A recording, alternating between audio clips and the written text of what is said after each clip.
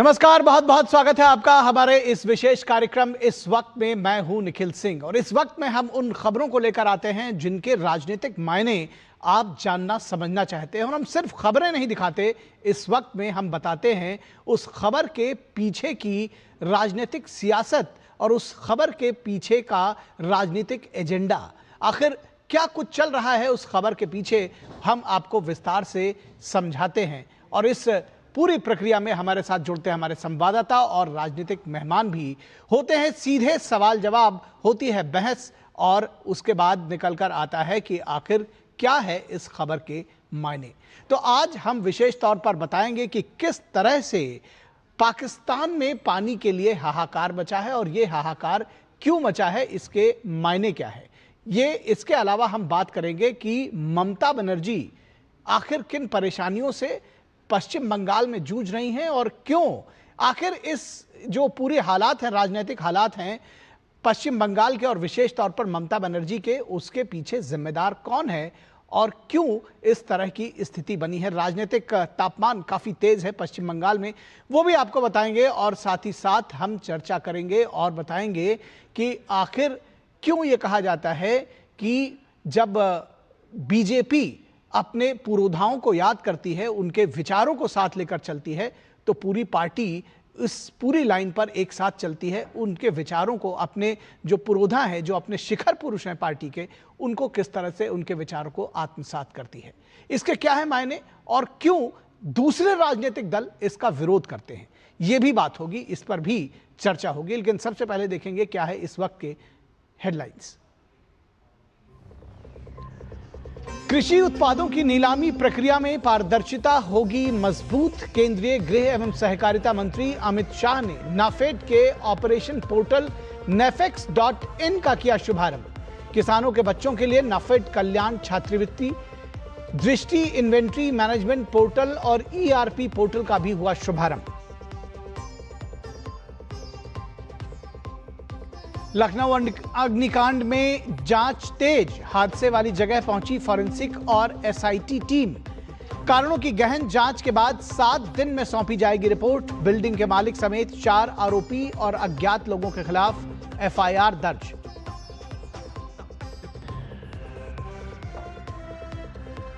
अयोध्या में राम मंदिर दान के वित्तीय प्रबंधन में कथित हेराफेरी की जांच कर रहे विशेष जांच दल ने प्रदेश के अपर मुख्य सचिव गृह संजय प्रसाद को सौंपी रिपोर्ट। जांच की कार्यवाही अभी भी है जारी।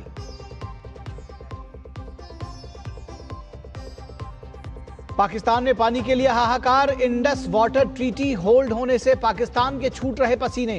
भारत के सख्त रुख से पाकिस्तान में खलबली, सत्ता के गलियारों से आ रही युद्ध और सिंधु अधिकार की आवाजें।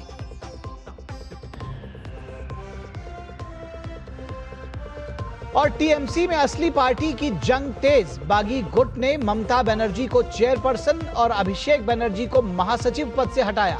जवाब में फिरहाद हकीम समेत 7 नेताओं पर ममता बनर्जी की बड़ी कार्रवाई, पार्टी से किया निष्कासित।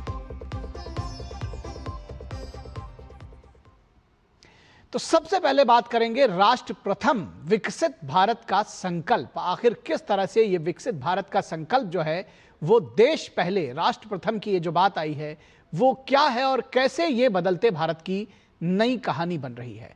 आज रेड कॉरिडोर में वर्षों से सक्रिय माओवादी संविधान हाथ में लेकर मुख्यधारा में लौटने की कस्में खा रहे हैं। ये राष्ट्र प्रथम के संकल्प वाला भारत है जहां रक्त रंजित करने वाले खूनी संघर्ष का अब महिमा मंडन नहीं होता। आज के भारत में आंतरिक सुरक्षा के सबसे बड़े दुश्मन नक्सली आखिरी सांसें गिन रहे हैं। सारे टॉप कमांडर्स या तो मारे गए हैं या फिर उन्होंने आत्मसमर्पण किया है। 13 सदस्यीय माओवादी पॉलिट ब्यूरो में महज एक सदस्य निष्क्रिय होकर दिन काट रहा है। राष्ट्र प्रथम के संकल्प से ये बदला हुआ भारत है जो नक्सल मुक्त भारत के गौरव से देश के संविधान की पहुंच अबूझमाड़ जंगल तक बनाई है। पिछले दिनों प्रधानमंत्री नरेंद्र मोदी ने राष्ट्र प्रथम के संकल्प और दूरदर्शी विकास नीतियों को नक्सलवाद के खात्मे का मुख्य कारण बताया। एक टीवी चैनल के प्रोग्राम में उन्होंने कहा कि उनकी सरकार ने माओवादी हिंसा को पिछड़े क्षेत्रों की समस्या मानने के बजाय उन्हें आकांक्षी जिले यानी एस्पिरेशनल डिस्ट्रिक्ट्स बनाकर विकास की मुख्यधारा से जोड़ा। पीएम मोदी ने देश में दशकों से जारी नक्सलवादी हिंसा को लेकर कांग्रेस पर हमला बोला और कहा कि जो लोग आज हर बात पर संविधान की दुहाई देते हैं, जब वे सत्ता में थे तो नक्सल प्रभावित इलाकों में संविधान का नाम लेने पर भी लोगों को गोलियों से भून दिया जाता था, लेकिन वे लोग तब चुप रहते थे।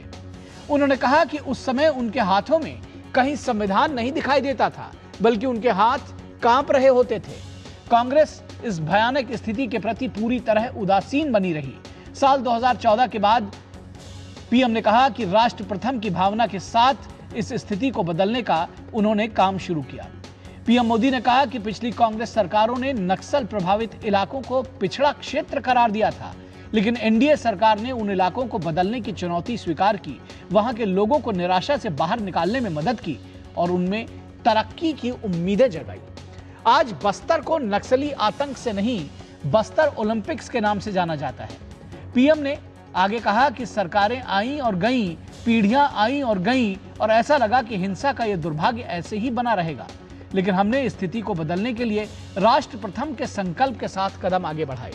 आज देश में माओवादी नक्सलवाद अपनी आखिरी सांसें गिन रहा है। ये इसलिए संभव हो पाया क्योंकि इसके लिए पूर्ण समर्पण की आवश्यकता थी। पशुपति से तिरुपति तक के रेड कॉरिडोर बनाकर भारत की संप्रभुता को चुनौती देने वाले नक्सल आतंक पर सुरक्षा बलों ने इन वर्षों में एक बड़ी जीत दर्ज की है। देश के 180 जिलों में लाल आतंक देश के आंतरिक सुरक्षा के लिए सबसे बड़ी चुनौती वर्षों तक बना रहा, लेकिन मोदी सरकार की राजनीतिक इच्छा शक्ति ने अबूझमाड़ के जंगलों की इस अबूझ पहेली को सुलझाकर लाखों आदिवासी परिवारों को खुली हवा में सांस लेने का मौका दिया है, कुछ बड़ा करने और कुछ सपने देखने का हौसला दिया है, कुछ कर गुजरने का मादा दिया है। प्रधानमंत्री ने कहा कि पिछले कुछ वर्षों में देश की सोच में एक बड़ा ऐतिहासिक बदलाव आया है। पहले जहां लोग सोचते थे कि यह काम कभी नहीं हो सकता, वहीं आज हर देशवासी को भरोसा है कि यह काम होकर रहेगा। सोच में आया यह बदलाव ही नए भारत की अब तक की सबसे बड़ी उपलब्धि है। 31 मार्च 2026 के डेडलाइन से पहले आत्मसमर्पण करके नक्सल कमांड के सर्वोच्च नेता देवजी ने कहा था कि अब देश बदल चुका है। विकास की तेज रफ्तार ने नक्सल आतंक की धार को कुंद कर दिया था। जाहिर है, सुरक्षा बलों के संयुक्त प्रयास ने आज कई राज्यों में नक्सल आतंक को समाप्त कर दिया है। 31 मार्च 2026 को यह डेडलाइन देश में नक्सलवाद के खात्मे की एक मजबूत राजनीतिक इच्छा शक्ति को दर्शाती है। जाहिर है, माओवादी हिंसा से रक्त रंजित आदिवासी इलाकों में एक नई सुबह का एहसास हुआ है। आज जनसंघ के संस्थापक और बीजेपी के प्रेरणा स्रोत डॉक्टर श्यामा प्रसाद मुखर्जी की पुण्यतिथि है। आज ही के दिन उनकी कश्मीर के एक जेल में मृत्यु हुई थी। उन्होंने कश्मीर में एक देश एक विधान एक संविधान का नारा देकर जम्मू कश्मीर में बिना परमिट में घुसने की कोशिश की थी। यह राष्ट्र प्रथम का उनका संकल्प था, जिसके कारण उन्हें बलिदान देना पड़ा। लेकिन जिस आर्टिकल 370 के विरोध में उन्होंने आंदोलन की शुरुआत की थी, उसी राष्ट्र प्रथम के संकल्प से मोदी सरकार ने आर्टिकल 370 हटाकर जम्मू कश्मीर को एक भारत श्रेष्ठ भारत के गौरव से भर दिया है।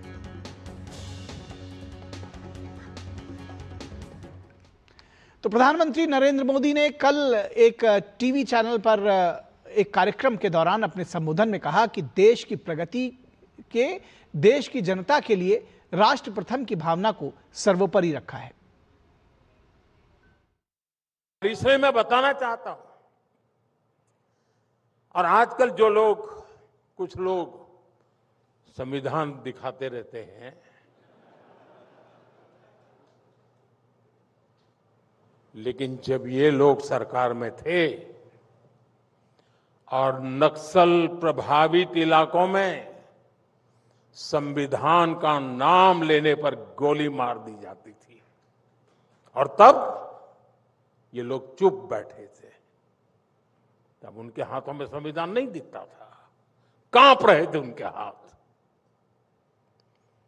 उस दर्दनाक स्थिति से कांग्रेस को कोई खास फर्क नहीं पड़ता था। साथियों, 2014 के बाद हालात को बदलने के लिए हम राष्ट्र प्रथम के भाव से आगे बढ़े, हम निकल पड़े। पिछले 12 वर्षों के जो भी सिद्धियां देश की रही है, उनके मूल में अगर आप तराजू से तोलोगे, हर निर्णय, हर कदम, हर प्रयास, उनके मूल में राष्ट्र प्रथम की भावना ही केंद्र में है। स्वच्छ भारत अभियान से लेकर मेक इन इंडिया, खादी खरीदने पर जोर, स्थानीय वस्तुएं खरीदने पर जोर, ये सारे इनिशिएटिव इसलिए सफल हुए क्योंकि देश की जनता ने देश को सबसे ऊपर रखते हुए अपना कर्तव्य निभाया।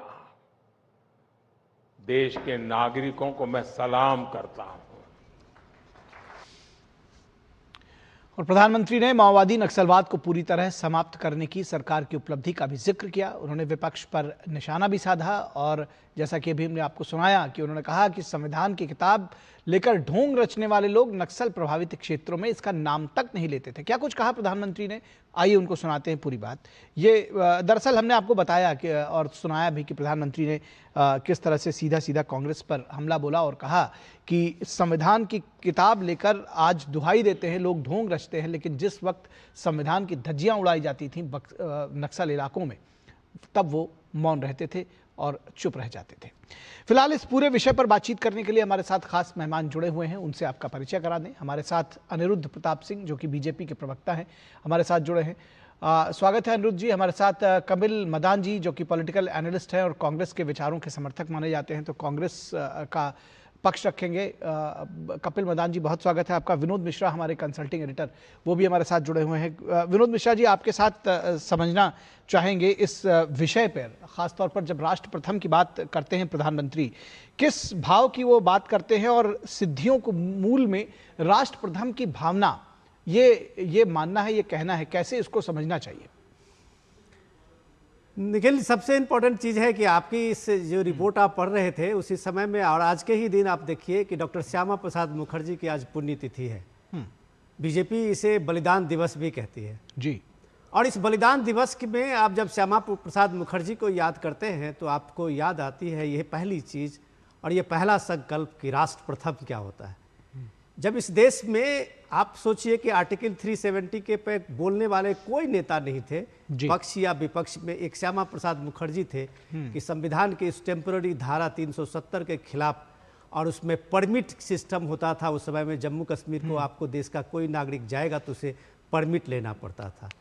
और वो अभियान राष्ट्र प्रथम के संकल्प से एक देश, एक विधान, एक संविधान, एक निशान, और ये लेके श्यामा प्रसाद मुखर्जी निकले और उनकी अरेस्टिंग हुई, बाद में कश्मीर के जेल में रखा गया, उनके एक संदेहास्पद स्थिति में उनकी मौत हो गई। मौत की जांच क्या हुई नहीं हुई ये पता नहीं, लेकिन जब आपने अपने रिपोर्ट में कहा कि बीजेपी किस तरह से अपने उन महानायकों के और अपने उन आदर्शों को थाती बनाती है, तो ये दौर 2014 से लेके आपने देखा कि राष्ट्र संकल्प जो है, राष्ट्र प्रथम का संकल्प, वो राष्ट्र प्रथम का संकल्प से आज देश में जो भी तब्दीली आप देख रहे हैं, स्वच्छ भारत का जो संकल्प था वो भी राष्ट्र प्रथम का संकल्प था और वो गांधी जी का संकल्प था। गांधी जी का जो क्लीन इंडिया का था वो संकल्प यही था कि जब तक भारत में ये गंदगी नहीं मुक्त होगी तब तक भारत में ये स्वराज की बात, ये डेमोक्रेसी की बात सब बेमानी है। तो जो काम आप 75, आप सब सोचिए कि 60 साल में जिसने कभी गांधी के उन आदर्शों को नहीं समझा, वो संपूर्ण भारत में जब ये राष्ट्र प्रथम का भाव आया तो सामाजिक भागीदारी से देश पूरा स्वच्छ हुआ। 12 करोड़ शौचालय बने, इज्जत घर बने, और हर घर में करीब करीब आपको शौचालय गांव से लेकर शहर में दिखेंगे। ये राष्ट्र प्रथम का संकल्प है जो विकसित भारत के बाद जब आप करते हैं तो विकास के साथ विरासत की भी बात करते हैं। जिन लोगों ने उम्मीदें छोड़ दी थी जो कभी राम मंदिर का, तो वो 500 साल के बाद, उस संघर्ष के बाद राम मंदिर भी बने। इस देश में जो भी आप तब्दीली देख रहे हैं वो राष्ट्र प्रथम के बाद जब प्राइम मिनिस्टर मोदी ने कहा है, तो ये देखिए कि इस देश में पीएम मोदी ने जब जब अपीलें की है तो उसका इम्पैक्ट राष्ट्र प्रथम के रूप में हुआ है। प्रधानमंत्री ने कहा गैस सब्सिडी छोड़ने के लिए पूरे देश में आप सोचिए 4 करोड़ से ज़्यादा लोगों ने गैस सब्सिडी छोड़ी। तो आज सिर्फ उज्ज्वला स्कीम में आप देखिए कितने गरीब के घरों परिवार में वो उज्ज्वला स्कीम से हो गया। ये पहले भी हो सकता था। तो ये राष्ट्र प्रथम का भाव लोगों में आया है, ये सामाजिक भागीदारी का भाव लोगों में आया है, जो अपने देश को, अपने राष्ट्र को सबसे ऊपर रखा है। तब ये राष्ट्र प्रथम में ये 2014 से और ये 2026 का जो काल है और भारत में जो ये बदलाव आप देख रहे हैं, वो डेफिनेटली भारत के विकास की एक नई गाथा, नई कहानी लिखा है। जी जी जी जी बिल्कुल। और इस पूरी खबर पर दरअसल हमने बताया भी है अपनी खबर में कि किस तरह से नक्सलियों का खात्मा किया है, और जब जो चीज़ पहले कहा जाता था कि संभव नहीं है, उसको न सिर्फ संभव करके दिखाया बल्कि ये भाव जागृत हुआ कि ये तो किया जा सकता है। हमारे साथ हमारी संवाददाता सुरेखा इस वक्त जुड़ी हुई हैदराबाद से, उनके पास चलेंगे और उसके बाद बाकी मेहमानों पर आएंगे। सुरेखा, ये जानना चाहेंगे, जब नक्सलवाद के खात्मे की बात होती है, नक्सलियों के सफाई की बात होती है, कितना ये ऑपरेशन सक्सेसफुल रहा है, किस तरह से आप देखती हैं अब उन इलाकों में किस तरह से एक नई जागृति या ये कहा जाए कि एक नई सुबह देखने को मिल रही है? क्या कुछ परिवर्तन आया है ऑन ग्राउंड? रिपोर्ट की अगर हम बात करते हैं तो सबसे पहले तो यही बताना होगा कि जहां पर मैं खड़ी हूं, हैदराबाद जो राजधानी है तेलंगाना की, जो एक वक्त में जो है नक्सल, जो बड़े नक्सल हैं वो इसी तेलंगाना के गढ़ से आते थे, लेकिन आज की हकीकत यह है कि आज ये राज्य नक्सल मुक्त हो चुका है। जिस देवजी के बारे में आपने कुछ देर पहले जिक्र किया था हमारी खबर में, उस देवजी का भी अपडेट देना काफी जरूरी है, क्योंकि उन्होंने करीब 40 साल के बाद जो है अपने इंटरमीडिएट यानी कि +2 का जो एग्जाम है वो दिया है और उन्होंने लॉ सेट दिया है जिसमें उनको रैंक भी मिला है। ये कहीं ना कहीं बताता है कि जो संविधान को लेकर जो है इससे पहले गोलियां चलती थी कि संविधान के खिलाफ जो है आवाज उठाए जाते थे, आज उसी संविधान को लेकर पढ़ने के लिए वो आगे आए हैं। अब वो उसको पढ़ना चाहते हैं। वो कह रहे हैं कि जो भी है, जो लॉ ऑफ द लैंड है उसे मैं पढ़ना चाहता हूं, उसे समझना चाहता हूं, और उसी के जरिए जो है जितने भी जरूरतमंद हैं, जिनकी भी जरूरतें हैं या फिर जो राइट्स है उनके हकों के लिए मैं लड़ना चाहता हूं। तो ये तब्दीली है। हम बात सिर्फ उन नक्सल इलाकों की बात नहीं कर रहे, हम उन लोगों के बारे में भी हमें बात करने की जरूरत है जो नक्सल रह चुके हैं और सालों तक रहे हैं। नरहरी जो उन्होंने हाल ही में जो है सरेंडर किया था तेलंगाना डीजीपी के सामने, 40 साल बाद जब वो आम जीवन में आए हैं, जब मैंने उनसे पूछा कि कैसे बदलाव देख रहे हैं और कितनी तब्दीली दिख रही है, तो जाहिर तौर पर उन्होंने कहा कि अभी तो बहुत ज्यादा कुछ बदल चुका है। और डीजीपी से जब मैंने पूछा क्या उनको शहर का दौरा करवाएंगे, तो उन्होंने कहा बिल्कुल करवाएंगे। जितने भी लोग सरेंडर हो रहे हैं, हम चाहते हैं कि वो देखें कि जिस वक्त में जिस सोच के साथ वो नक्सलवाद से जुड़े थे, तब में और अब में कितनी तब्दीली आई है। ये उनको समझाना काफी जरूरी है, ये उनको बताना काफी जरूरी है, ताकि वापस नक्सल के बारे में या नक्सलवाद के बारे में वो वापसी ना कर सके। जहां तक बात आपने उन जगहों की है, वहां पर भी अब बदलाव दिख रहा है। कारागट्टू जैसे इलाके जो है, वहां पर अब हम देखते हैं कि वहां पर सड़क मार्ग बन रहा है, जहां पर पास के गांव तक जाने के लिए हालात नहीं थे, अब वहां पर ऑटो चलने लगी है। जल्द ही वहां पर स्कूल बनेगा। इस तरीके से जो है आईपीएस सुमति, जो इस पूरे ऑपरेशन में सबसे अहम भूमिका निभा रही थी, जब हम उनसे बात कर रहे थे तो उन्होंने कहा कि जल्दी वहां पर स्कूल भी खुलेगा। तो यानी कि एक आशा जगी है उन इलाकों में, वहां पर जो लोग रहते हैं उनमें, कि अब हमारा बच्चा भी पढ़ेगा, अब हमारा बच्चा भी विकास की तरफ आगे बढ़ेगा, अब हम भी कह सकते हैं कि हम भी उस विकास में भागीदार होंगे।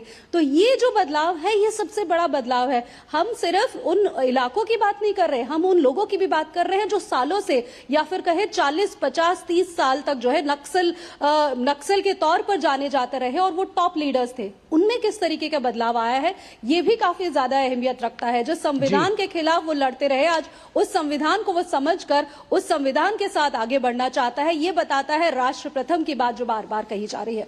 जी जी जी जी निश्चित तौर पर। और अगर कपिल मदान जी आपसे सीधे इस स्थिति का आकलन करने के लिए कहे, अबूझमाड़ तक पहुंचा है विकास और साथ ही साथ संविधान भी, कैसे आकलन करेंगे पिछली सरकारों का और अब एनडीए गवर्नमेंट का, जो कहती है कि राष्ट्र प्रथम का जो संकल्प है वो दरअसल लोगों ने आत्मसात किया है। अब देश की बात होती पहले, परिवार की बात पहले नहीं होती।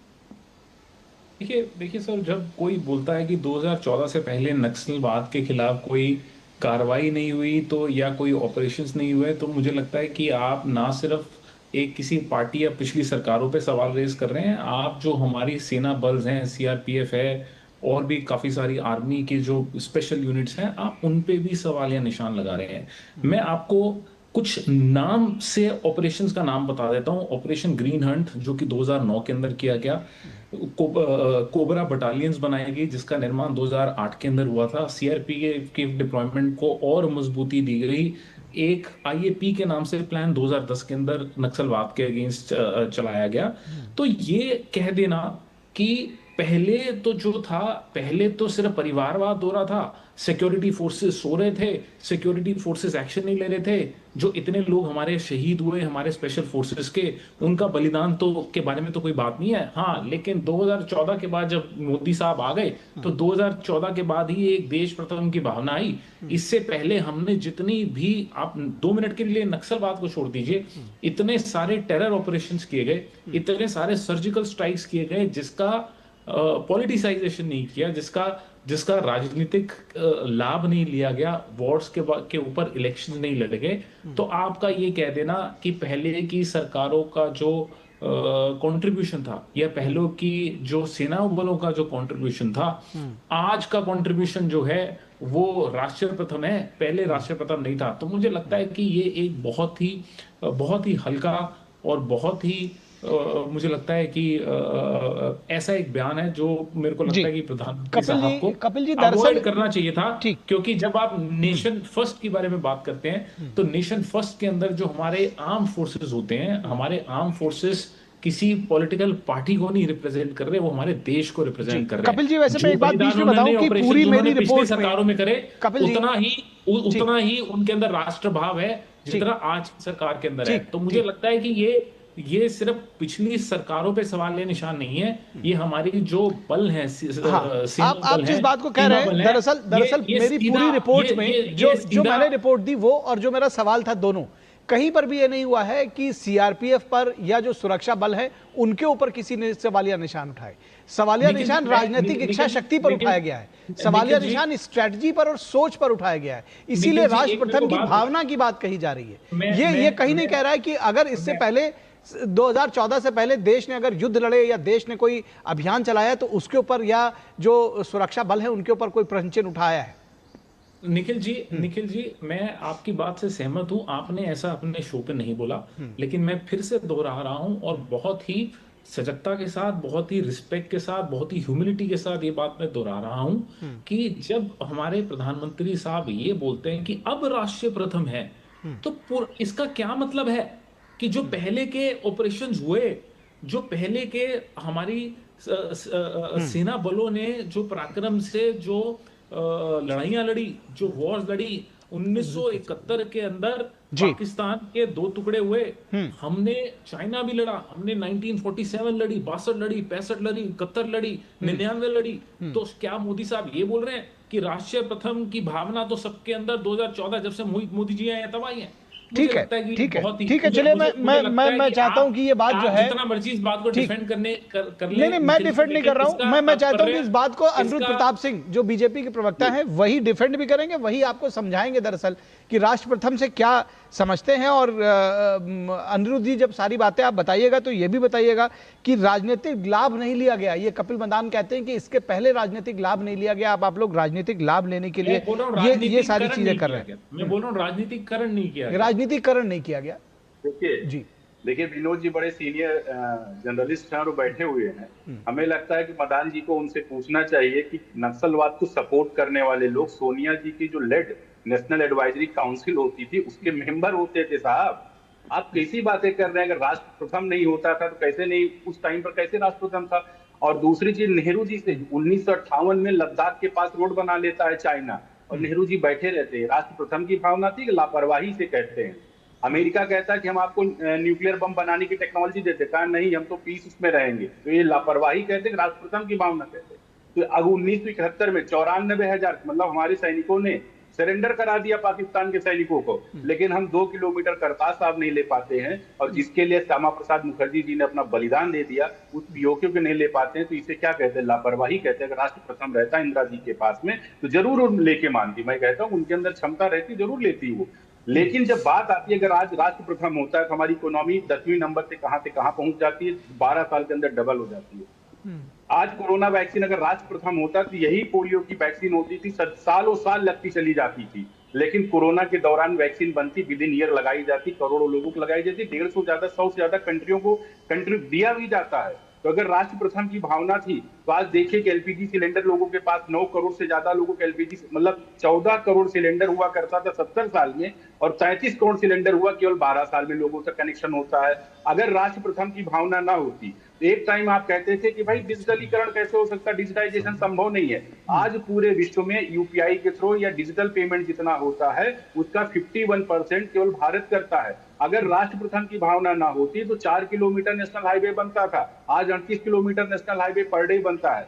तो जाहिर सी बात है, श्यामा प्रसाद मुखर्जी जी ने जो अधिष्ठान दिया था जनसंघ की स्थापना के दिन पर कि राष्ट्र प्रथम होगा, nation first, party next, self last, हम लोग उसी में से निकले हैं। सारे लोग अखिल भारतीय विद्यार्थी परिषद संघ की सेवा से निकल के लोग आए, युवा मोर्चा बीजेपी में बढ़ते चले गए। उनके मन में ये भावना कभी नहीं रही कि हमें क्या मिला, अगर हमें पार्टी जिम्मेदारी देती भाई आपको टीवी डिबेट में जाना, तो हम लोग बड़ी खुशी खुशी अच्छे मन से जाते हैं, ये करके नहीं जाते राहुल गांधी की तरीके से नहीं। अगर अपने को पीएम नहीं बनाएगा तो साहब हम कुछ करेंगे नहीं, हम तो बस एक टी शर्ट पहने घूमते रहेंगे। अगर राष्ट्र प्रथम की भावना लोगों के अंदर, प्रधानमंत्री मोदी जी के अंदर, भारतीय जनता पार्टी के अंदर, श्यामा प्रसाद मुखर्जी जी के अंदर ना होती तो कभी भी 2 प्रधान 2 निशान 2 संविधान का विरोधी ना होता।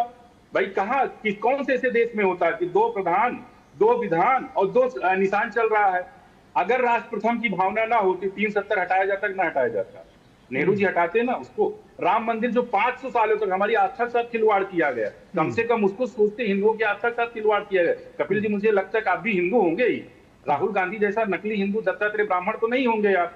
तो कम से कम अगर राष्ट्र प्रथम की भावना 2014 के बीच में लोगों के बीच में दिखी, लोगों को प्रेरणा मिलती है, लोगों को प्रेरित करती है वो भावना, तो आपको वो चीजें नहीं दिखेंगी। आज बड़ी अच्छी रिपोर्ट आई, मैं आता हूं पशुपति से तिरुपति तक अभी सुरेखा जी की रिपोर्ट में देख रहा हूं, मतलब सुन रहा हूं कि नक्सलवाद किस तरीके खत्म होता, मतलब कितने आपकी लीडरशिप खत्म हो गई साहब। छत्तीसगढ़ के अंदर कांग्रेस की सबसे बड़ी लीडरशिप नक्सलवाद। अच्छा, मैं आपको रोकूंगा, मैं आपको अनिरुद्ध जी आपको भी रोकूंगा, सबको रोकूंगा। एक छोटे से ब्रेक के लिए मुझे जाना है, तुरंत ठीक वापस होंगे इसके तुरंत बाद ब्रेक के लिए।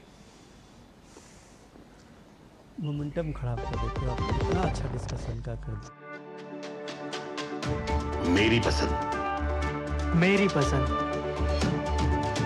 मेरी पसंद, मेरी पसंद, हमारी पसंद, हम सबकी पसंद। मजबूत देश का मजबूत सरिया हो गया स्टील। जरा सी हंसी दुलार जरा सा, जरा सी अनबन प्यार जरा सा,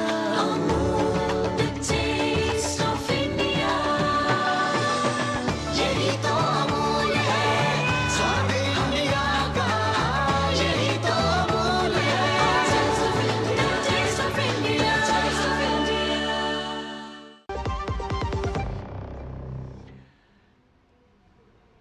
स्वागत है आपका। ब्रेक के बाद हम चर्चा कर रहे हैं राष्ट्र प्रथम की भावना के ऊपर, किस तरह से देश बदला है और क्या कुछ बदला है, और लोगों के विचार किस तरह से बदले हैं, भाव कैसे बदला है। इन विषयों पर हम विस्तार से बात कर रहे हैं। हमारे साथ खास मेहमान भी जुड़े हुए हैं इन पूरे विषयों पर बातचीत करने के लिए, और हम लगातार इस बात को बात कर रहे हैं कि आखिर किस तरह से जो चीज़ों का बदलाव आया है, जो विकास योजनाएं आई हैं, जो बाहर जो चली हैं, उनकी तो बात हम कर ही रहे हैं, लेकिन लोगों का भाव कैसे बदला है, ये बात भी हो रही है। और विनोद मिश्रा हमारे कंसल्टिंग एडिटर हमारे साथ बने हुए हैं, बाकी खास मेहमान भी जुड़े हुए हैं। विनोद जी, किस तरह से जो अभी आपने सुना, कपिल मदान जी कह रहे थे कि दरअसल इसके पहले भी तो काम हो रहा था, और इसके पहले भी राष्ट्र प्रथम की बात हो रही थी, हम भी तो देश के विकास के लिए ही बात कर रहे थे। ऐसा नहीं था कि नक्सलियों को उखाड़ फेंकने के लिए कोई कार्रवाई नहीं की गई, ग्रीन हंट ऑपरेशन चलाया गया और दूसरी भी कार्रवाई की गई। इससे पहले भी देश ने युद्ध लड़े, लेकिन अब ढिंढोरा ज्यादा पीटा जा रहा है, ये उनका कहना है। उनका कहना है कि राजनीतिक लाभ लेने की कांग्रेस की सरकारों ने कोशिश नहीं की थी, जो अब किया जा रहा है। मुझे लगता है कपिल मदान साहब हैं कि अभी नहीं, कपिल मदान साहब जुड़ जाएंगे थोड़ी देर अच्छा में। जुड़ जी। जाएंगे। तो सबसे पहले इंपॉर्टेंट है कि कपिल मदान साहब अच्छे वकील भी हैं, सुप्रीम कोर्ट के वकील हैं। मैं उनको बहुत दिन से जानता हूँ, हमारे लोगों के साथ में आते हैं, कांग्रेस के विचार को समझते हैं, गहराई से समझते हैं, ये अलग बात है। लेकिन मुझे लगता है कि कुछ चीज़ें वो भूल रहे थे। जैसे उन्होंने बात की कि इससे पहले भी नक्सल के खिलाफ ऑपरेशन होते रहे हैं, नक्सल के खिलाफ में अभियान सुरक्षा बलों की होती रही है, बिल्कुल सही दुरुस्त बात है। प्रधानमंत्री जब थे डॉक्टर मनमोहन सिंह, उन्होंने जितनी भी नक्सल साल में अगर डीजीपी की मीटिंग होती थी तो उनका एक संदेश होता था कि नक्सलवाद जो है, माओवाद जो है, आंतरिक सुरक्षा के लिए देश का सबसे बड़ा खतरा है। इवन कि वो टेररिज्म को भी नक्सलिज्म से ज़्यादा इंटरनल सिक्योरिटी के लिए खतरा मानते थे। लेकिन जब कार्रवाई की बात होती थी तब उस कार्रवाई का समझिए कि जो मदान साहब अभी कह रहे थे, ऑपरेशन ग्रीन हंट की बात, ऑपरेशन ग्रीन हंट की बात तो उस समय में चिदम्बरम गृह मंत्री थे, उन्होंने बात शुरू की थी ऑपरेशन ग्रीन हंट के बाद। और 2-3 दिन आते आते कांग्रेस में इस तरह का विरोध शुरू हुआ, इस तरह का विरोध शुरू हुआ कि सीधे सीधे चिदम्बरम साहब को कहना पड़ा कि ऑपरेशन ग्रीन हंट सिर्फ मीडिया की दिमागी उपज है। तो आप तो नाम देके भी ऑपरेशन को नाम बताने से डर रहे थे, तो ऑपरेशन आप खाक करते। आपके रीजन में, आपको अगर याद होगा कि आपके रीजन में जो अभी ये अभी बता रहे थे, तो ये अभी हमारे बीजेपी प्रवक्ता, तो आप अभी देखिए कि वो झीरम घाटी की बात कर रहे थे। कपिल मदान साहब, एक पूरा का पूरा जेनरेशन खत्म हो गया था। 36 कांग्रेस के टॉप लीडर, जो फॉर्मर चीफ मिनिस्टर से लेके प्रदेश अध्यक्ष तक, और उस समय का महेंद्र कर्मा का जिसको टाइगर बोला जाता था, और वो सारे के सारे लोग मारे गए। नक्सली महेंद्र कर्मा के छाती पे मरे हुए उस लाश पे चढ़ के नाच रहा था। सलवा जुडूम का बनाने वाला महेंद्र कर्मा था। क्या ये राष्ट्र प्रथम का भाव था कि आपने, आपकी सरकार आई गई, आपने एक कमीशन तक नहीं बैठाया, एक जांच तक नहीं कर पाया कि ये कौन नक्सली थे। आज वो जो डांस करने वाला था महेंद्र कर्मा के छाती पे, उस लाश पे, उसकी मौत इस 2026 के इस नक्सल के खिलाफ ऑपरेशन में हुई है। क्या बात करते हैं आप? जब बात करते हैं कि नक्सल के खिलाफ में अभियान में, तो आपके समय में होम मिनिस्ट्री से जो डाटा आती थी वो 120 से लेके 130 नक्सल इफेक्टेड डिस्ट्रिक्ट को बोला जाता था। आज आप देख लीजिए 2026 में कितने नक्सल प्रभावित जिले हैं। तो इंपॉर्टेंट ये चीज है, इस बात को समझना। आपके समय में, कांग्रेस के समय में, अबुझमाड़ जंगल में ऑपरेशन करना एक रहस्य बना होता था। राजशेखर रेड्डी का कैसे मौत हुई है अभी तक रहस्य बना हुआ है, जो समय में आंध्र प्रदेश तेलंगाना के चीफ मिनिस्टर थे। तो इतने गंभीर से गंभीर नक्सल के माओवाद का, जब आप कहते हैं रेड कॉरिडोर में कार्रवाई होती रही, सैकड़ों नहीं हजारों सिक्योरिटी फोर्सेस मारे जाते रहे, कभी कार्रवाई के नाम पर एक ऑपरेशन ग्रीन हंट आपने शुरू की थी, तो उस बात से भी मुकर गए। ये मीडिया की उपज है। तो ये राजनीतिक इच्छा शक्ति है कि इस दौर में, राष्ट्र प्रथम के दौर में, अगर भारत सरकार ने, मोदी सरकार ने ये निर्णय लिया, डेडलाइन दिया 31 मार्च तक, तो देखिए बस्तर के घने जंगल में रहने वाले ये जो फॉरवर्ड नक्सली है, वो कैसे देश का संविधान थाम के अपनी नई जिंदगी और मुख्यधारा में शामिल हो रहे हैं। तो ये बताता है कि संविधान का महत्व, जो आपके देश के 180 जिले, जो आदिवासी जिले में लगभग आपके देश की संप्रभुता को जहां चैलेंज मिला था, वहां इस दौर में आज आप भारत का संविधान, भारत की संप्रभुता स्थापित हुई है। ये अगर कांग्रेस के लोग फर्क समझेंगे, तब उन्हें समझ में आएगी कि संविधान का आखिर मर्यादा क्या होती है। ठीक है सर, मैं चाहूंगा कि अनिरुद्ध जी और जो हमारी संवाददाता सुरेखा जी जुड़ी हुई, जल्दी थोड़ा शॉर्ट में अपनी बात कहेंगे। अनिरुद्ध जी, आपसे तो चाह रहे हैं कि दरअसल हम जो बात कही जा रही है और जो बात प्रधानमंत्री ने कही थी, वो ये बात उन्होंने विचारों के परिवर्तन की कही थी कि देशवासियों का भाव बदला है। कैसे इस परिवर्तन को रेखांकित करेंगे कि दरअसल सोच बदली है, सोच बदलने से ही भारत बदलने की बात हो रही है? नहीं, देखिए, बिल्कुल बदला है। जब कोई लीडर होता है और लीडर जब आगे लोगों को कहता है, अपील करता है। मैं एक एग्जांपल चुराऊंगा विनोद जी की बात से। उन्होंने कहा था कि लोगों ने दो था, एक जो गैस सिलेंडर की सब्सिडी छोड़ना था। प्रधानमंत्री जी ने केवल एक अपील की थी, भाई गैस सब्सिडी अगर आप एलिजिबल हैं, आप अगर पैसा दे सकते हैं, तो नहीं लगता है कि आपको सब्सिडी लेने की कोई आवश्यकता है। उन्होंने ये नहीं फोर्स किया कि नहीं अगर आप सब्सिडी नहीं छोड़ेंगे तो ये नहीं होगा, लेकिन करोड़ों लोगों ने सब्सिडी छोड़ी। दूसरी चीज है सीनियर सिटीजन में, सीनियर सिटीजन को 50% रिबेट मिलता था जब वो रेलवे के रिजर्वेशन कराते थे, लेकिन उस टाइम पर प्रधानमंत्री जी ने एक अपील की थी कि जो लोग पेंशनर्स हैं या जो लोग कमा सकते हैं या जिन लोगों के पास अर्निंग है, तो अगर वो लोग छोड़ना चाहें तो छोड़ सकते हैं। पता नहीं कितने लोगों ने, लाखों लोगों ने सब्सिडी छोड़ दी। तो लोगों के अंदर ये भाव जगा, लोगों के अंदर जब कोरोना काल था तो लोगों से अपील की गई भाई अगर रास्ते से कोई निकल के जा रहे हैं, ऐसा नहीं है कि देश के अंदर ये हमारे सनातन संस्कृति में था, अगर कोई बगल से निकलता तो प्याऊ लगाए जाते थे। ऐसा नहीं था कि नेहरू जी के जमाने से चीजें इस तरीके से चली गई कि सबसे पहले खुद के लिए प्याऊ लगाना, जैसे होता ना हवाई जहाज सफर करते हैं, सबसे पहले खुद ऑक्सीजन मास्क पहन लो फिर दूसरे को पहनाओ। यही कांग्रेस की, विपक्ष की सरकारों की नीति है, सबसे पहले खुद को सिक्योर कर लो, उसके बाद दूसरे को सिक्योर करो। लेकिन भारतीय जनता पार्टी की सरकार चाहे आने के बाद में 2014 नरेंद्र मोदी जी के नेतृत्व में, लोगों के बीच में अगर आप जाके देखिए, अगर आप दर्शन करने जाएंगे तो लोग कहेंगे नहीं नहीं साहब पहले आप कर लीजिए दर्शन, ये कोई नहीं कहेगा नहीं नहीं हमें पहले करना या बाद में करना। तो लोगों के बीच में जो भाव जगा, लोगों के बीच में जो चीजें परिवर्तित हुई, ये ड्यू टू नरेंद्र मोदी जी की वजह से ज्यादा हुई। अगर आप देखिए, और दूसरी चीज है, सरकारों के अंदर पहले सरकारी फाइलें होती थी, सरकारी फाइलें क्या पड़ी रहती, लटकी रहती। NH-24 का रोड था, पता नहीं कितने सालों से बंद पड़ा था, लेकिन 2 साल के अंदर इसी को कहते हैं गवर्नेंस चेंज हुआ। गवर्नेंस के 3 पार्ट होते हैं, लॉ एंड ऑर्डर तो है ही है, स्पीड, स्केल, ट्रांसपेरेंसी। स्पीड आई कि जहां 4 किलोमीटर नेशनल हाईवे बनता था वहां 38 किलोमीटर नेशनल हाईवे बना। और जी ठीक है, थैंक यू। और मैं सभी मेहमानों का धन्यवाद करूंगा। सुरेखा आपके पास नहीं आ रहा हूं, मैं जानता हूं आपके पास बहुत सारे विचार हैं, बहुत सारी बातें हैं, लेकिन मुझे सीधे यहां से लाइव जाना है। आप सभी को ले चलेंगे नई दिल्ली के कृषि भवन, जहां कृषि मंत्री शिवराज सिंह चौहान संबोधित कर रहे हैं। आज जिलों से भी शेयर किए, क्योंकि सारे जिले हमने जोड़े थे। राज्य के बाद सबसे नीचे काम करने वाली इकाई जिला ही होती, जिसको बनाई गई योजना को इंप्लीमेंट करना पड़ता है। सभी राज्यों को आग्रह किया है कि जो उपलब्ध जल है उसका कैसे बेहतर उपयोग किया जाए। तालाब हो, जलाशय हो, नाले हो, खेत तालाब हो, चेक डैम हो, स्टॉप डैम हो, बोरी बंधान हो। मनरेगा जो अभी तक चल रही है, इसके बाद विकसित भारत जी राम जी चलेगा, उसमें भी निर्देश दिए गए कि इनको ठीक करके रखें, ताकि कम वर्षा भी हो तो पानी को हम संग्रहित कर सकें और उस पानी का बेहतर उपयोग कर सकें। इसकी तैयारी भी टाइम ही नहीं है करने का राज्यों को आग्रह किया है। ले लेके निकल जाओ, किसानों तक हो जाएगा। फसल की रणनीति पहुंचे। फसल की रणनीति जो बनाई है, की जो खलबली है, कम अवधि वाली फसलें चिन्हित की है, ऐसी फसलें जो जलवायु अनुकूल भी हो, और डाइवर्सिफिकेशन भी हम करें। इनमें फसल विविधीकरण के कारण एक फसल पर निर्भरता कम हो जाए, इंटरक्रॉपिंग, और एक साथ बाकी फसल लगाएं तो कोई ना कोई फसल ठीक से आ जाए।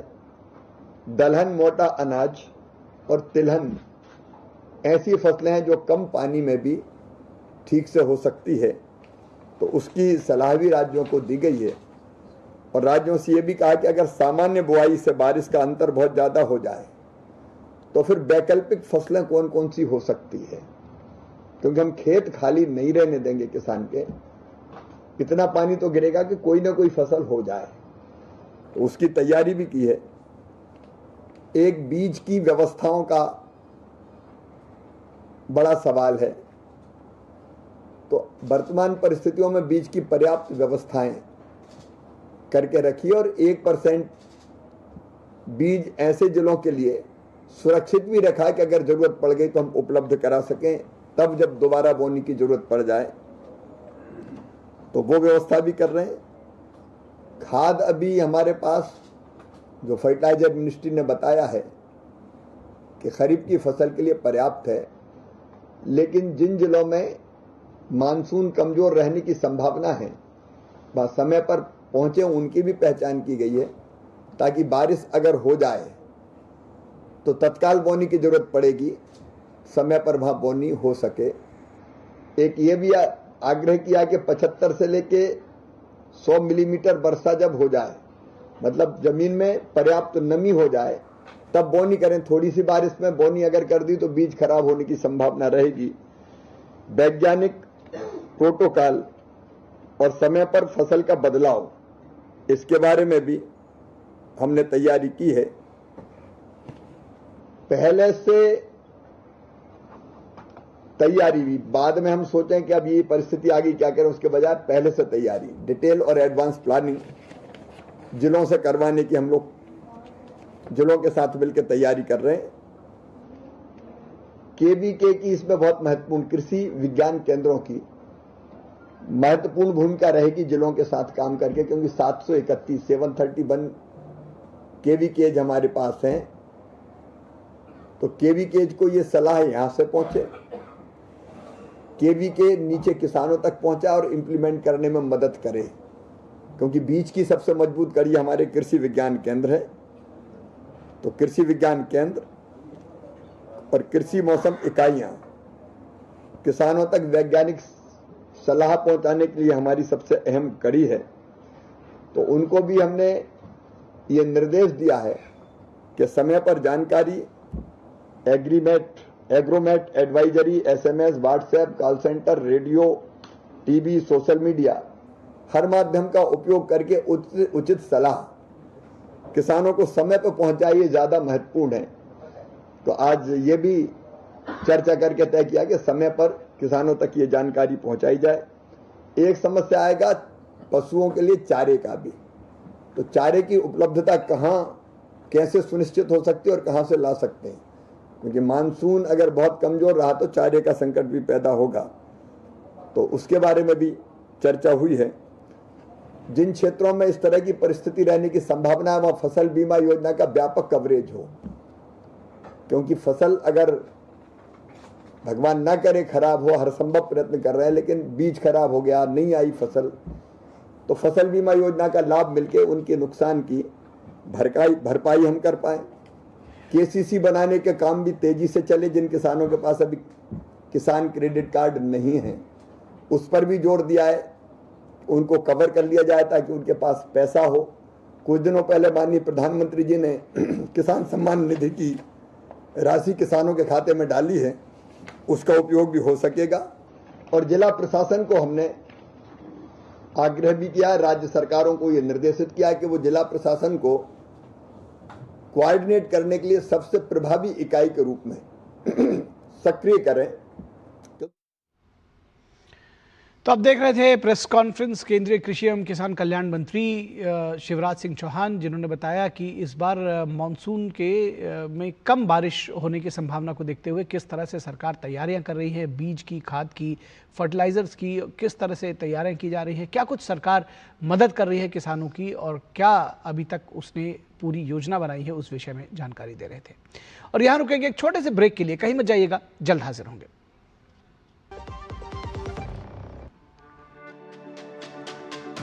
मेरी पसंद, मेरी पसंद, मेरी पसंद, मेरी पसंद,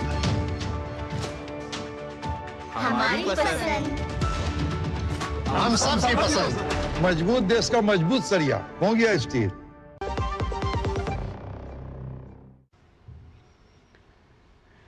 ब्रेक के बाद एक बार फिर आप सभी का स्वागत है और अब बात करेंगे पाकिस्तान में पानी के लिए हाहाकार, लेकिन आखिर क्यों और कैसे।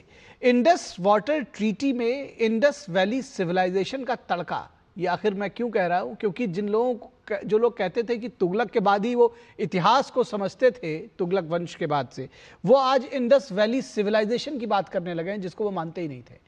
तो पिछले महीने पाकिस्तान ने संयुक्त राष्ट्र में सिंधु जल संधि को लेकर भारत के खिलाफ जमकर भड़ास निकाली। आरोप लगाया कि भारत इस समझौते को निलंबित कर पानी के लिए हथियार बना रहा है, पानी को दरअसल एक हथियार बना रहा है। भारत ने उसी मंच से जवाब देते हुए कहा कि जब तक पाकिस्तान भारत के खिलाफ सीमा पार आतंकवाद को अपना समर्थन निर्णायक रूप से समाप्त नहीं करता, तब तक उसे पानी और बातचीत से वंचित रखा जाएगा। पानी भी नहीं मिलेगा और बात भी नहीं करेंगे। उधर पाकिस्तान में पानी को लेकर मचे हाहाकार के बीच पाकिस्तान के रक्षा मंत्री ख्वाजा आसिफ ने सिंधु जल संधि स्थगित रहने को लेकर भारत को एक बार फिर धमकी दी है। पाकिस्तानी चैनल ARY न्यूज से बातचीत करते हुए आसिफ ने कहा कि अगर पाकिस्तान को लगा कि उसकी जल सुरक्षा खतरे में है तो वो भारत के खिलाफ जंग भी छेड़ सकता है। उन्होंने आरोप लगाया कि भारत पाकिस्तान के हिस्से के पानी के प्रवाह में दखल दे रहा है और रणनीतिक हथियार के तौर पर इसका इस्तेमाल कर रहा है। लेकिन पीपीपी के सुप्रीमो और पूर्व विदेश मंत्री बिलावल भुट्टो सिंधु जल समझौते को सिंधु घाटी सभ्यता से जोड़कर सिंधु नदी पर अपना हक जता रहे हैं। भारत द्वारा सिंध संधि को, जो इंडस वाटर ट्रीटी थी, उसको होल्ड किए जाने पर बिलावल भुट्टो ने कहा है कि सिंधु नदी केवल पानी का स्रोत नहीं है, बल्कि ये पाकिस्तान की पूरी सभ्यता और संस्कृति से जुड़ी हुई है। उन्होंने तर्क दिया कि प्रसिद्ध ऐतिहासिक शहर मोहनजोदाड़ो और लरकाना सिंधु नदी के तट पर ही फला फूला, इसलिए पाकिस्तान इन प्राचीन स्थलों और सभ्यता का सच्चा संरक्षक है, ट्रू कस्टोडियन है, ये कहा बिलावल भुट्टो ने। यानी पंडित नेहरू ने जिस मानवता और दोस्ती का नाम देकर भारत के 3 नदियों के पानी पर पाकिस्तान को पूर्ण अधिकार सौंपे थे, वे अब इसे सभ्यता की कहानी में अपना अधिकार जता रहे हैं। अप्रैल 2025 में पहलगाम आतंकी हमले में 26 लोगों की मौत के बाद भारत ने 1960 की सिंधु जल संधि को निलंबित कर दिया था। भारत का कहना है कि जब तक पाकिस्तान सीमा पार आतंकवाद के खिलाफ ठोस कार्रवाई नहीं करता, तब तक सिंधु नदी का ये जो इंडस वैली ट्रीटी है, इसको बहाल नहीं किया जाएगा। पहलगाम हमले के बाद पीएम मोदी ने साफ कर दिया था कि खून और पानी एक साथ नहीं बहेंगे। जाहिर है, बीते 50 वर्षों में भारत की 3 नदियों पर एकाधिकार मान बैठे पाकिस्तान को ये एक बड़ा झटका है। पहलगाम आतंकी हमले का पहला जवाब भारत की ओर से वाटर स्ट्राइक के रूप में दिया गया था। किसी ने सोचा भी नहीं होगा कि सिर्फ इंडस वाटर ट्रीटी सस्पेंड करने से पाकिस्तान में इतनी खलबली मच जाएगी। अब कश्मीर को गले का, अब तक जो गले की नस बता रहे थे मुल्ला जनरल मुनीर, अब वो उनका खुद का गला दरअसल सूख रहा है पानी के बिना। चिलचिलाती गर्मी के बढ़ते प्रकोप के बीच एक बार फिर पानी की चिंता पाकिस्तान को सताने लगी है। पाकिस्तानी हुकूमत और स्थानीय मीडिया विक्टिम कार्ड खेल रहा है और दुनिया के सामने इसे भारत का वाटर मिसाइल दागने की बात कर रहे हैं। कह रहे हैं कि भारत ये जो है दरअसल वाटर मिसाइल दाग रहा है। वहीं भारत अपनी बात पर पहले की तरह कायम है। भारत तटस्थ है और भारत कह रहा है कि टेरर और टॉक्स एक साथ नहीं चल सकती। भारत का मत एकदम स्पष्ट है। टेरर और टॉक एक साथ नहीं हो सकते। टेरर और ट्रेड एक साथ नहीं चल सकते और पानी और खून भी एक साथ नहीं बह सकता। और पाकिस्तान के रक्षा मंत्री ख्वाजा आसिफ का दावा है कि वे जंग के लिए तैयार हैं और एक कतरा भी पाकिस्तान का नहीं जाने देंगे। बड़ी आबी जारियत के ऊपर तो हम पूरी जोर शोर के साथ जंग देंगे और इनको आबी जारियत से कतई तौर पे एक कतरा जो है पाकिस्तान का देंगे। पूरा बंदोबस्त होगा इस पर? बिल्कुल इंशाल्लाह। और पाकिस्तान के पूर्व विदेश मंत्री बिलावल भुट्टो का कहना है कि पूरा पाकिस्तान मुकाबला करने के लिए तैयार है। पूरा पाकिस्तान इनका मुकाबला करने के लिए तैयार है, इनकी साजिशों को नाकाम करने के लिए तैयार है। अगर पाकिस्तान का पानी बंद करने पे ये अड़े हुए हैं तो जनाब स्पीकर पाकिस्तान जंग के लिए तैयार है।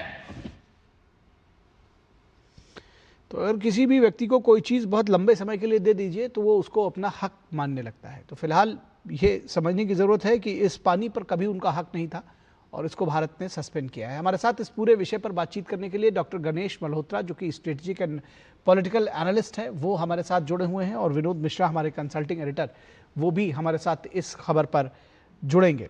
फिलहाल डॉक्टर गणेश, अगर हम ये समझना चाहें कि इतनी खलबली क्यों मची है पाकिस्तान में, एक तो वो समझना भी चाहेंगे कि कितना महत्वपूर्ण है सिंधु का पानी पाकिस्तान के लिए, और स्ट्रेटेजिकली किस तरह से भारत के इस कदम को देखते हैं।